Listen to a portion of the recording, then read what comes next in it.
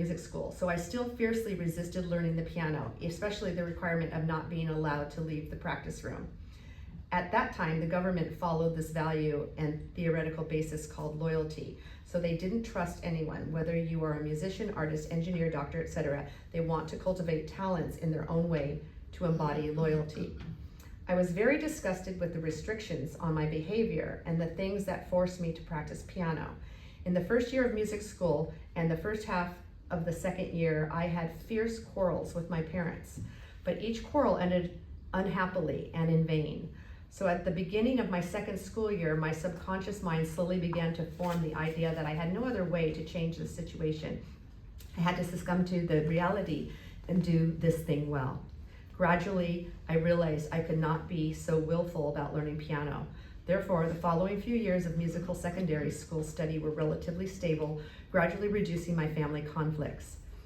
In 1974, I graduated from music school at age 19. I did not need to find a career. The government sent me to the Chinese Ballet Theater as a piano accompanist.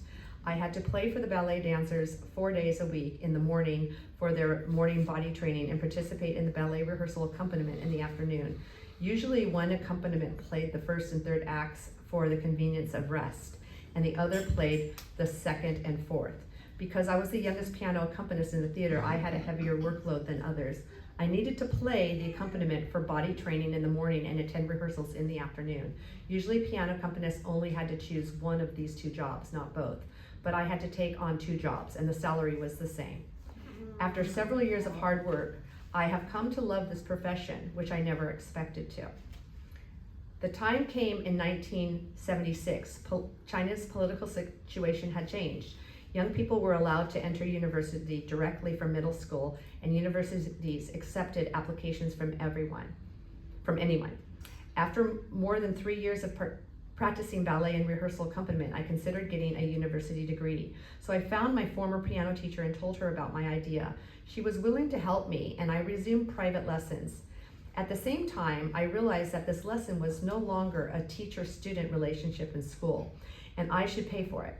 Fortunately, I could fully afford the tuition. 2 years later, in 1978, I successfully entered the conservatory as an undergraduate. The academic system at that time was 5 years for the major of piano, composition, conducting, and opera. I completed all the required courses. 2 courses caught my interest: full score reading and conducting. The full score reading course is divided into basic, intermediate, and advanced in the 5th year. In the first semester, I completed the intermediate full scoring reading. In the second semester, I should enter the conducting course. However, at that time, I found an error in the course form I filled in, which prevented me from entering the conducting class. I had to continue to take the advanced full score reading course. I took this class, which was utterly useless to me. In 1983, I graduated from the conservatory and was assigned to teach piano at the conservatory affiliated music school. At the end of 1985, I received an offer from the University of Connecticut for graduate studies, including a teaching assistantship. I came to Storrs, Connecticut, the UC Con location. As a graduate student, I had a mailbag on the wall at the department office. One day, I went to pick up my mail. I accidentally saw a recruitment for piano accompanists for the conducting course on the information board next to the mailbag, and the salary offered was a TA was $900 a month. $900 a month was handsome in 1987, works for 20 hours per week, and the applicant was required to complete the advanced full score reading. The state of Connecticut's average living index is relatively high, so I participated in the audition. They needed 3 pianists, but only 2 people went. Both passed the audition. I needed to spend a certain amount of time practicing. It was much more difficult than playing accompaniment for the choir. Meanwhile, I also had the opportunity to come into contact with many orchestral works. Although it was hard, it was very fun. There are several orchestral works that I like very much. The favorite one is the second movement of Beethoven's Sixth Pastoral Symphony, which shows my carefree childhood life of catching frogs by the river and catching dragonflies in the grass. The others are the Italian Capriccioso, written by Tchaikovsky, and a symphonic poem called Life is a Prelude to Death, written by Liszt. As a piano accompanist for the conducting class, I had to go to another campus several times a semester, Stamford, Connecticut. It was a 45-minute drive from the main campus, Storrs, Connecticut, to Stamford, Connecticut. and another 55-minute train ride to New York City. I parked my car in the parking lot at the station and took the train to Grand Central, located on 42nd Street, the heart of New York City, Times Square, Fifth Avenue, Lexington Avenue, all close at hand. Put the avant-garde culture of the East Village and the subways that extend in all directions. This environment triggered the wildness of the street culture that was suppressed deep in my heart. Every day I wondered which Friday to go to Stamford to play accompaniment. I usually left home at noon on this day and would not return until 1 or 2 a.m.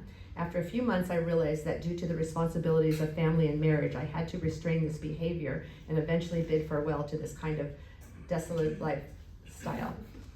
In 1993, I visited my former teacher in Santa Monica, California. Suddenly, I liked this place because I liked the average annual sunshine of 300 days. The scenery on the East Coast is stunning. The colors are different and the 4 seasons are distinct. However, I could not stand the long gloomy days without sunshine in winter. I encountered this kind of weather and my mood became particularly bad. I didn't know what to do that day. When I came to California, I found that the sun came out at 5 a.m. The morning sun bursted out, making me very excited. This teacher told me that there is a rental control law in Santa Monica. It might be better to go to Redondo Beach to have a look. He said the environment there would be more favorable. At the end of 1994, I decided to move to California. I joined the MTAC South Bay branch in 1996. In 2010, I was elected as the chairman of the scholarship audition. In 2012, my wife, who was still alive at the time, had a lumbar and cervical spine surgery. Because the lumbar and cervical spine connect to the central nervous system to support the body, she had to spend at least 45 days in bed to recover. Given the situation, I had to leave the board and quit all social work because at the time I served as chairman of Catmount for a year. In 2015, I accidentally discovered that there was a significant mistake in our scholarship audition regulations, which was to distinguish between simplified scores and transcriptions by another musician. After I raised my opinions with the board, I exchanged views with other teachers. We all agreed that this was a big mistake. Later, this mistake was corrected in 2016. 2017-18 was a challenging year in my life because that was the year that my wife was diagnosed with cancer and was in the 4th stage. The doctor told us that the survival period would not exceed 12 months. She fought cancer for 8 months and my wife passed away in June 2018. In the fall of 2018, I was re-elected to the board and continued to serve as the chairman of the scholarship competition. A year later, the epidemic occurred, or the pandemic. Yeah. It can be said that 2017 and 18 was my most challenging year, and 2020 to 22 was the most difficult period in the world. Until the end of 2024, I gradually felt a little overwhelmed by taking on social tasks, so I quit this job and let younger teachers take over to do this job better. This is my entire experience. As a completely ignorant 3rd grader in elementary school, I was pushed into the field of music by society's historical tide. I came into contact with the piano reluctantly and without interest and devoted my life to it. Later, it aroused my interest and made it my lifelong career.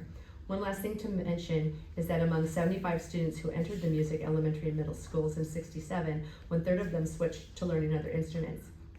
A large number of students returned to their original school. Only 6 people graduated as piano majors in 1974.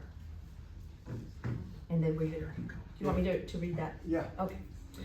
By the way, you couldn't imagine how ignorant I was in 1967 and 68. I thought that playing the piano could make a living. How? I even thought I could play on the street if I learned other instruments that were easier to carry. I told my father about this idea. The 2 words of the reward I received were, "Shut up." My father said. And then you were going to show a picture. Yes. Okay. Yeah. Oh, I just. Wow, that's amazing.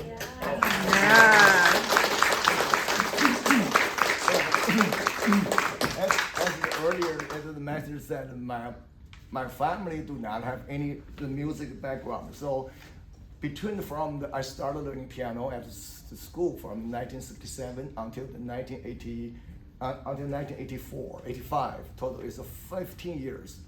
I do not have piano in my house until 1955. I know this is something. Okay. until the 1995, my parents told me to go home. And I think this is the earlier, 1992, yeah. I think that's the earlier, the new year. My parents said, we need to talk to you.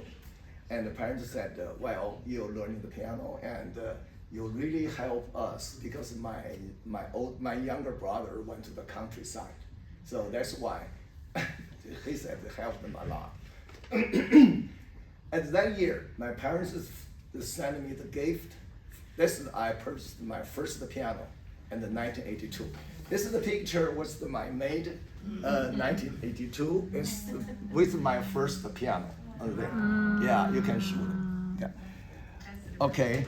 And the second picture is made in 1986. You know the UConn, the University of Connecticut. I was as a graduate student. Graduate considered by the faculty. It's each semester they has some like the arts, the general meeting, all of the teachers and together kind of meeting. That's my first time joining that meeting. The picture. So this is the three. The first time. The last picture was made in the San Francisco. That's my first time come to the California. So that's what you can see the bridge. I just come from a Golden Gate Bridge.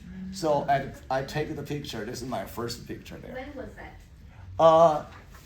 I think in 1996, 1995. Yeah, I believe so. Yeah. 30 years ago. All right, this is all my life. Can you take your plaque and we'll get a picture? Oh, yeah, sure. Oh. I think Grace is gonna do it. Okay, sure. This is for David Wu for all Sure. of the amazing things. Thank you very much. Thank you.